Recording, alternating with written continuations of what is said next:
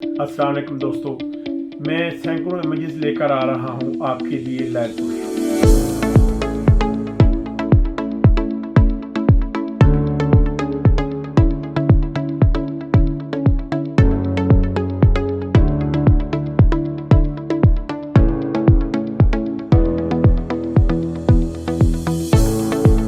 फिर 4 फरवरी को आप मेरे साथ एक वर्कशॉप कर सकेंगे जिसमें आप सीख सकेंगे कि ये तस्वीरें बनती कैसे हैं, कैमरा कैसे पकड़ते हैं, कौन से मौसम में किस इलाके में ट्रैवल करना चाहिए, आपके पास कौन सा लेंस होना चाहिए, कौन सा कैमरा होना चाहिए, आपको किस तरफ जाना है।